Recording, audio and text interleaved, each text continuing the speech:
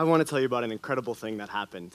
The story starts with an ultra-Orthodox Jewish family sitting around the dinner table Friday night or Shabbat as they are welcoming their Sabbath. And they're living in the heart of Israel. The mother, her parents are Holocaust survivors, and the family themselves are living in the intensity of the Israeli-Palestinian conflict. And this family, as the melodies faded this night, their talk turned from the frustrations of the week to their fears of the Palestinians. And as the terror and fear got more and more, and the talk of potential violence raised, the talk turned to hate, and it turned to demonizing the Palestinians. But this night, unlike other nights, the mother of the family slammed her hand down and said, "No, enough. You will not talk about them that way. You will not judge them. You will not use hateful language. I have known them. I have hugged them. And you may not talk it that way unless you too know and have hugged them." And like any good family, they listened to their mother, and the edict held. Now, this was a particularly unique situation, but one that didn't just happen. You see, earlier that same week, the mother had the opportunity to go to an award ceremony for one of her sons. And the son was being honored as a citizen in Israel who was contributing greatly to the advancement of society for his work in Kids4Peace. And Kids4Peace is a global youth movement that brings together Christian, Muslim, and Jewish youth. And at this ceremony, the mother had the amazing opportunity of meeting the son's colleagues, including a Muslim Palestinian woman wearing a traditional head covering, or a hijab. Now, she was pretty nervous to meet her, and initially, there was a lot of tension between the colleague who you see on the left and the mother who you see on the right, but they found a commonality quickly, which is that they both were wearing a form of head covering. The mother's wearing a wig, as is traditional in her culture, and the colleague is wearing a hijab, as is traditional in her culture. And they bonded over this. And the colleague then began to tell the mother about how much the son meant to her, how much he had contributed to her own life, to her community, how much he had advanced peace. And the mother, listening, found herself softening. The colleague went on to say, "He means so much to me, I consider him a brother." What, in a way that probably astounded even the mother herself, the mother found herself saying, "Then you must be my daughter." And from that, they hugged. And I wish I had a picture of the after moment, but I don't. But they hugged each other. And this is incredible to me. This is an amazing, small moment with majorly big ripples. You see, I don't think it's magic. I think what's happening here is really special, and something that Kids4Peace tries to do. It tries to bring those hugs into the lives of young people much earlier. And those hugs, what's happening there, I think, is four things. One, the two people, the colleague and the mother, found a connection with one another that was special. Their shared head covering. They could bond there. And they did so in a safe space. They both trusted the son that he wouldn't put them in a challenging situation. So in that safe space, with their commonality, they were able to move from talking to action, the action of a hug. Amazing. And then, most importantly, the mother took responsibility for the colleague. Not just any responsibility, but responsibility at the level of your own child. She embraced her as a daughter. And this, I think, is crucial. And this is what I would like to tell you about, what the young people in Kids4Peace are teaching us all. So to start, I'll take you back to my own, perhaps awkward childhood. When I was a young middle schooler, I had a very hard time. I was teased a lot. Most of the world was an unsafe place for me. Most of the time, I felt shattered. But in my religious community, as a youngster, I felt safe. I felt whole. I loved it there. I could connect with friends and my parents, my grandparents. And I think, importantly for me, I found a community of people who were willing to ask hard questions. You know, as I was growing and the world became increasingly terrifying, this was a place of other people who were willing to ask the questions, to try and make sense of it all. So this was everything to me. But I got older, and the community shifted. Because when I was about 14, about this age, I embraced a part of my identity. I finally spoke out loud, a piece of who I was. And the response I got from the community was not the energy of acceptance I had known before, but rather this time, it was that I was at fault. There was something wrong with me. Even that if I wanted to receive God's love, then I had to change somehow. This was hard. This was very hard, and particularly because the energy of this place that loved and embraced me wholly up until that point was not rejecting me. And I'm not really using specifics because I don't think specifics matter. I think that what matters here is that a community of people shifted how they treated one of their own. Now, this quickly took root in me as a form of hatred, of anger. That hurt I let fester into a very aggressive anger, and I took it out on the world. And in particular, I took it out on religion. I didn't believe any longer that religion could bring any good to anybody's life. It had hurt me so deeply, and I surrounded myself with people who also hated religion, and I'm ashamed to admit that the hatred wasn't just for religion, it was also for people. It was for people who I felt were wielding the religion against others, against perhaps children like I was.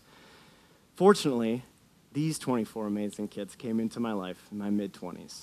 So my own frustration and hatred is now at a medium simmer, and I had the opportunity to work with this group of kids. These are the Kids4Peace, and this was my first summer with them. They are Christian, Muslim, Jewish. They're boys and girls, American, Palestinian, Israeli, many, many other things. And they come together for an initial summer camp that launches them on a 6-year journey together. And my interaction with them was initially hesitant.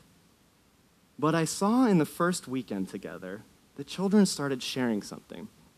They shared parts of their religious practice. So here we see the Muslims of the group praying on Juma, which is Arabic for Friday. They're started by making wudu, the ritual cleansing of hands and arms and elbow, feet and ankles, and face with water. And the Christians and Jews watched. And later that night, the Jews, they welcomed the Sabbath together. They sang songs, hoping and praying for a peaceful Sabbath. And the Christians and Muslims watched. Then on Sunday, the Christians found common ground and offered a religious service for the Jews and Muslims' curious eyes. They sang songs, read from the Bible, and even received communion from a minister. So what I love about this is that the kids just observed. So as Nicole said, religion is so often taboo. We can't talk about it. But here, for the first time, I was witnessing children creating a space for each other where they could talk about it, where the most important sacred aspects of their identity were now open for discussion. Because after the service, then the two groups who were watching could ask whatever they wanted to ask. And that first year, a very bold, wonderful, incredible young Jewish girl raised her hand and said, so, to the Christians, are you really drinking blood? And I love this. I was so excited then, and I am now, because, right, it's weird from the outside. If you're not Christian, you don't know. It's, what do you do with this? And yet, how many of us don't ask the question? How often, out of fear or out of a desire to be respectful or out of maybe hatred or judgment, don't ask the question and instead stay in our own heads? But what she taught us was we could reach out and ask the question, and then the Christians, those brave, incredible Christian children, didn't raise their hackles. They didn't get annoyed or irritated or offended. Instead, they just answered, oh, this is what we're doing. This is what it means to us. So in the eyes of the Jewish girl and the others listening, that sacred experience of the Christians was transformed closer to what it was and away from something strange or mysterious. Now, I love that. I love that. And it was a little bit hard to see at the time. When I was really in that place of frustration with religion, I had to embrace that there was a pretty strong juxtaposition between that vulnerability and openness and willingness to just know one another, that the kids were so beautifully, effortlessly demonstrating for us, and my own internal battle, my rage, my hatred. I realized I had to take ownership over that anger. I had to take fault for when I had let the hurt turn into the hate. And religion, too, shifted for me then. Religion could no longer be just black and white, just evil to me at that time. Religion, now I saw as an energy like electricity that can do powerful, incredible things, that can harm or kill, that can heal. And these kids taught me all about that power of healing in religion. And now I embrace that. I embrace that religion is complicated, but it's a power we can use, and we have to make the choice of how we use it. Now, in Judaism, there's an amazing concept known as tikkun olam. And tikkun olam says that the world is broken. It starts with that assumption that the world is broken, and I'm sure some of you feel like I do, that the world is broken. And it says that it is then our shared responsibility to fix the world, that we must work to fix it, and we must work together to fix the world. Now, every summer I have the opportunity of seeing Kids4Peace, and I even see them throughout the year, and what they teach me is incredible. So one more story. The kids of Kids4Peace in my third summer, it was my job to help them go to bed. And the boys showered, brushed their teeth, started to move towards the rooms, but it's a tedious job on the adults' part to get them all settled. And as I was going back and forth between the rooms, I noticed one room was particularly quiet. Those of you who have kids or work with kids know that you should fear silence when there shouldn't be silence. So I went to the room cautiously, opened the door, and inside I saw all the boys were gathered around one Muslim boy who was reading from the Quran. And they had done that, they explained, because he did that every night, and they wanted to understand. They wanted to know why, what was he doing, and could they just listen? So here, too, in the safe space of your bedroom where you're willing to fall asleep, where you found commonality with those around you, they moved from dialogue to action. The action of listening, beautiful, beautiful, sacred, just listening. How many of us adults can claim that when we hear people reading sacred texts, that we just listen, and we don't throw up our own walls, that we don't become judgmental, fearful, skeptical? We just listen. And there they were. There they were just listening. Now, I've also seen them take responsibility for each other.